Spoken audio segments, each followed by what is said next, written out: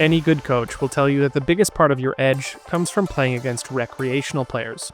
But here's the problem. How do you actually practice exploiting them? Most of our tools assume everyone plays perfectly post-flop, but we know these types of players make the same predictable mistakes over and over.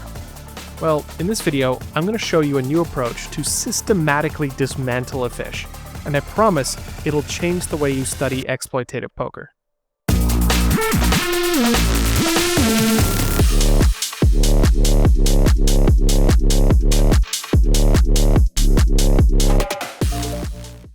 Let me show you a common spot. A broken stack limps in from early position. You raise on the button with pocket threes. That folds back around, and the recreational player calls. Flop comes king six deuce, and they donk bet. What do you do in this spot? I'm going to show you the answer soon, but first let's assess the problem. There's a few issues here. First of all, there is no hijack limp-call donk bet range in theory. So trying to model this situation with a solver is very difficult. Even if you were to define some range, solvers assume that they're basically playing perfectly. Unless you explicitly define their strategy, they're going to basically assume that this recreational player is playing well. But that's not the case. We know that the hijack is making a mistake here. So it can be a little frustrating if you're a study player to run into this spot and not have a well-defined strategy. That's what I'm going to cover today. How to exploit fish. The solution to this problem is to use player profiles. You can find this anywhere where you can solve custom spots in GTO Wizard. I'm going to go ahead and apply a new profile to hijack, so rather than having them play GTO, we'll have them play like a fish. And you can see there's a bunch of different profiles here, like we've got the calling station, a maniac, and so on. And right now, it's just these profiles, but very soon you'll be able to customize your own as well. So what is a fish? Well, a fish, in this case, is a player that likes to donk bets and generally prefers calling over raising. I've built this profile to be kind of sticky and kind of passive. If we hover over the question mark, we can see their incentives. Now, the incentives are the actual numbers that drive the strategy. Check -6 means every time they check, we give a little punishment. We say, okay, you've checked, we're going to take away 6% of your EV. Call plus 4% means every time they call, we're going to give them a little reward. We're going to say, okay, good fish. Here, have an extra 4% pot. Now, importantly, these numbers are virtual. They're made up. They're non-existent. They're not there in the actual expected value calculation that you'll see. But the fish thinks that these numbers are real and they'll behave as such. And with this combination of carrot and stick, it's going to shape their behavior. And every one of these player profiles is acting according to some set of incentives. Let's take a moment to talk about the pre-flop ranges. Now, you can plug in anything you want into GTO Wizard, but I've plugged in my own ranges. With a fish, you never really know what you're up against. Like, is it 3 deuce off? Is it a slow played aces? Honestly, who knows? And then in position is much better defined. So what's going on here is I've given hijack a range based on real data, based on my own private research. So this is what an actual limp calling range looks like. And then in position, what we have here is basically like an optimal exploitative ISO for like a pot-sized raise on the button, based on like predicting what type of hands hijack's going to limp call with. Now, I'm going to publish these ranges for free, so you're going to be able to use them, practice against them, train with them, solve with them. I just wanted to give you guys the best possible ranges I could for this video. But of course, you're welcome to plug in anything you want into these profiles. Next, let's go ahead and create the solution. At the beginning of this video, I asked you what you would do with pocket threes facing a donk bet in this spot, and now we see the answer. The answer is don't fold. You can raise sometimes, but don't fold. And we can see that that logic extends to our entire range. In fact, only 3% of hands are folding. The rest are playing. And this leads to our very first heuristic. Stand your ground. When a fishy player limp calls and then donk bets into you, don't fold. Their range is too weak and it's too wide. And in fact, most mass data analysis shows that fish leading ranges are not very strong. Now, secondly, when they lead into us, what we want to do is raise aggressively. You can see 30% of our range is raising in position here. And that might be surprising until you think about the incentives at play. When we raise, we've told the hijack, who's playing the fish character, that calling is good. They like calling. But that means that raising is bad, so they're not going to 3-bet us very much at all. and that's their main weapon against us getting out of line. Moreover, they are donking and then calling with hands that are losing EV against us, with weak, trashy hands. So if I go, let's say, compare EV, and just compare the expected value of calling versus the best action, you can see all these hands in red here are just losing EV. So in summary, when they're donk out, they're doing so with a range that's too weak. They've already got here with a very wide range. They're leading out with a range that you should absolutely give no respect to, and you can punish it aggressively by over-defending and by raising. Now, some people might be a little confused about why we're raising so much here. Like, after all, isn't this player kind of a calling station? Why are we bluffing a calling station? And the answer to that is that, well, the hand isn't over after we raise. Let's say we raise and they inevitably call. We still have 2 more streets to bet, and they're going to have a very hard time defending such a wide and weak range. Okay, now let's say that they don't lead out. I'll ungroup these bet sizes. Let's say that they check instead. Here we can see that the button is just betting everything, and this is heuristic number 3. Attack their checking ranges relentlessly. When they check, they've already weakened their checking range through donk bets. Moreover, when you bet, we've told them, hey, you prefer to call, not raise. And so they're not going to check raise us as much as they should, which means we're going to over-realize our equity. And this isn't just because King 6 Deuce is a good board for us. In fact, we could change the board to something less favorable. Let's choose like a middling connected board like 9-7-5. That's going to be much better for hijack's range, and you can see that they agree. They donk out more, they have more equity, but when they check, because their checking range is so weak, we're just going to attack it relentlessly. A natural question you'll have in these spots is, okay, but what would it be in GTO? I need to calibrate myself. Like, how much is it changing to adapt to the fish, and how much is it changing because I plugged in these wonky ranges? And anytime you want to do a GTO comparison is really easy. You can just go here, change the fish to GTO, and bam. Check. You can see they don't donk bet. And here, rather than range betting in GTO, we prefer, a larger size or a check, but it's using like a polarized strategy, and it has a developed checking range. Now, I'm going to show you guys a cool little trick. Oftentimes, it's easier if you have both open at the same time.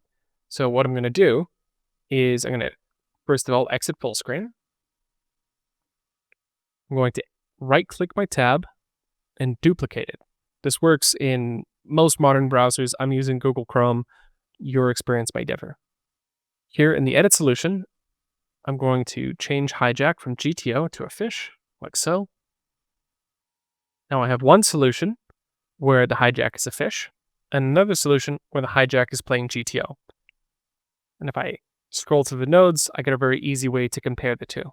In fact, I can even split my screen like so. And just like that, I've got the fish on the right, GTO on the left, and I can go through and check different nodes and see how they change.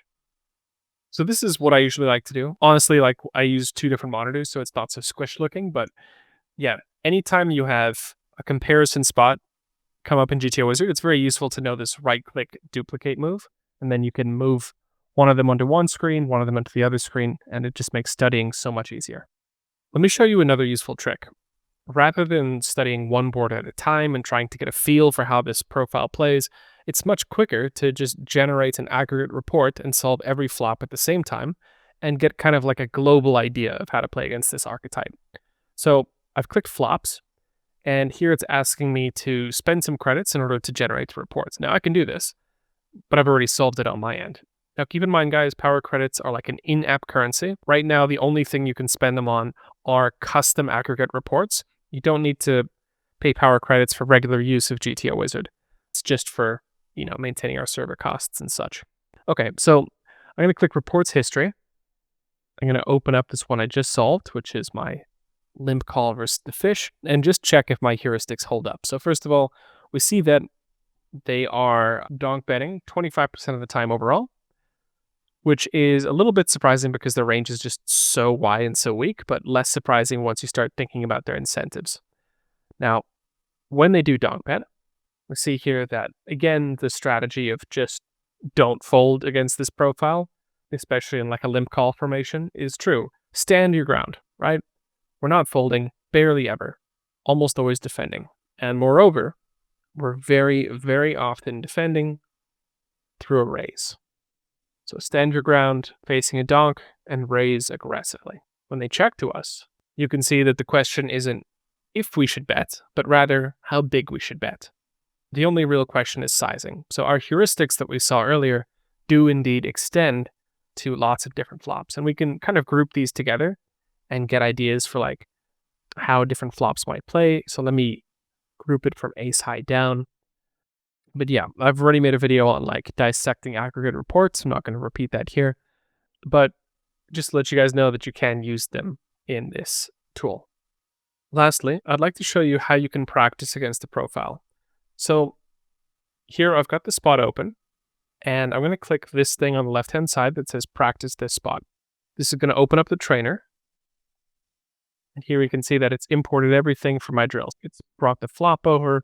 It's got the fishy hijack. It's got the same ranges, the same bet sizes and everything. Now, I don't really want to practice just this one flop, so I'm going to go ahead and clear that and confirm. And here, instead of playing some custom spots, so like I don't want to practice as the fish, I don't want to learn their strategy, right? And I don't also want to tell the fish what to do. So I'm going to click, instead of custom, from start. This is the trick.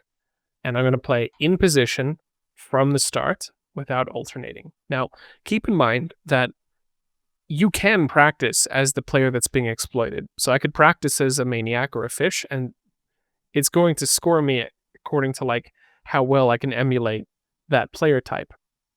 But that's not very productive, is it? So try and make sure that you're training as the exploiting player, not the exploited player. And we'll dive right in. All right, so let's practice a few hands together. So remember, when they check to you, the only question is not if you should bet, but rather how big you should bet. This player has checked to us, so we're either going to bet 25, 75, or 125. I'm going to choose a 75% pot size bet. I think both sizes are good, and they call. And of course, they lead out. Now, the only question here is, should we call or should we raise? And I think this is a good spot to raise. Of course, they fold because they were just merging with a 6 for some reason, as a fish does. Okay. Queen 10 on ace jack 3, and of course they donk bet into us. Now, remember, stand your ground. This hand can call, we've got a gut shot, or we can raise. I think without the spade, I prefer to just call. Okay, they bet into us again. It's looking a bit like an ace at this point, but the bet is too small, and I'm going to stand my ground. And here, of course, the overbet, and we can just snap fold. Ooh, interesting that it's not a pure fold there. It looks like it's indifferent, but I think against the real fish, this is a pretty easy fold.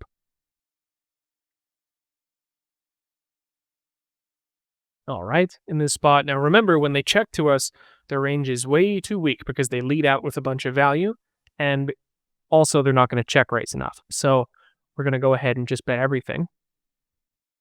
And of course, they fold. Okay, so here we flop a backdoor flush draw, backdoor wheel draw, and again, they've checked to us. So the only question is not if we should bet, but how big we should bet. I'm going to use a small size again. I think that's pretty good for this hand. Small size still allows you to get called by some worse hands. And here they lead into us. And in this spot, this is like probably the worst hand we can have in this spot. Like I can actually just see on this equity distribution chart, we're like down here. Our hand is terrible. This is the very bottom of our range. Now we can start to fold. Okay, so you guys, you don't have to overthink it. This is very ABC poker. It's just a lot more aggressive than you might be used to in your classic live games, right? So I'll release a drill. You can find it in the description of this video, and it's going to allow you to practice against these fishy ranges just like I'm doing now. All right, lots of good information in this one, but let me summarize the most important tips for dismantling a fish. First of all, when you raise a limper in position, I recommend using the one seat back rule. That is to say, if you're going to isolate in the button, raise as if you were opening the cutoff. If you're going to isolate in the cutoff, raises if you're opening the hijack, and so on. That's going to get you pretty close to like exploitatively optimal isolation ranges. You can also consider overlimps and stuff in certain positions, but I'm not going to get into the complexities here. Secondly, facing a donk bet, stand your ground. Don't fold and raise relentlessly. Remember, the fish is donking out with a weak range, and frankly, this range is not to be respected. You need to call a lot, especially on earlier streets, and you need to raise a lot. You can start to fold later on once they've shown significant aggression. Facing a check, you want to attack their weakened checking ranges, give them no credit whatsoever. This is the type of player that essentially they lead out too much, their range is too wide to start with, and they're not going to check raise you often enough to really push you away from attacking. So when they check, the only question is sizing. Now, of course, I'm being a little hyperbolic here. Obviously, on later streets, you can check back at some point, but generally speaking, a player that seizes the initiative every chance they get is not a player who's going to check to you with a strong range. The fourth tip is don't be afraid to bluff early streets. I see like a very common myth is, oh, you can never bluff fish, never bluff a station. But the truth is that poker is a multi-street game. Your bluffs have equity, and they're not necessarily going to be able to defend those hands on later streets. So a lot of fish are going to put in a lot of money on earlier streets with very speculative holdings and just check fold them later. So you can very easily get a lot of extra value by bluffing them on earlier streets. Number 5 is to go for really thin value for a couple of reasons. One is that they're going to tell you when they have a strong hand.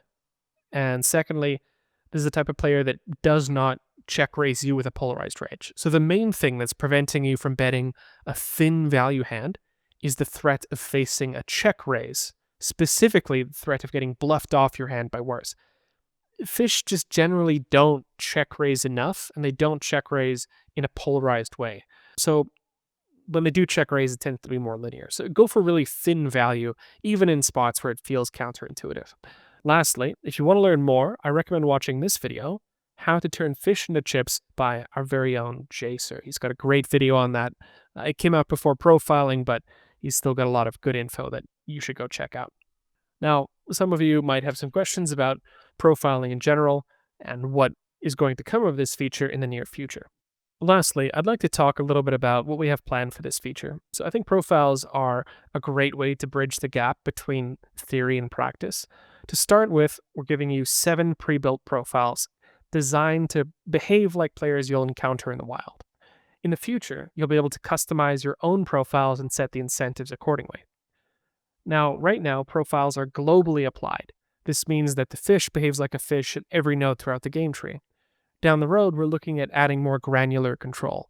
Maybe they act like a fish on this node, a station on that node, a maniac at another node. We'll see what the easiest way to implement this is. Now, guys, I'm going to be the first to admit that this is not a perfect model of a fish, right? Like, you can't just be like, hey, solver, please check a bit less and call a bit more, and call this the sum total of human psychology. There's more to a recreational player than a few incentives. But you have to admit, it's a pretty good step in the right direction. I'll also let you guys know that it's not full-on max exploit in the purest sense. You see, GTO Wizard AI assumes that future streets are played optimally. This is just baked into the neural network that we use to solve and abstract poker. So essentially, it's assuming that it plays like a fish on this straight, but not necessarily on the next straight. So it's not max exploiting it. But you could argue that that's actually a good thing. And the reason is that full-on max exploits are extremely brittle and kind of very face-up. So having a dampener in place is useful in the sense that it allows you to develop very strong exploits without being wildly out of line. Down the road, we plan on adding a whole bunch of new features to this, and there's a lot of cool stuff still planned. I personally believe that profiles are going to be a game changer when it comes to studying exploits, rather than having to define their strategy. Now you can study it with this bird's eye view. We're going to put more about profiles in the description of this video if you want to read a little bit more about how they work and like how they tie into other features. You can go and read all about that. Link in the description. All right, guys, that's my video. I hope you liked this. Hope you got something out of it. And as always, happy grinding.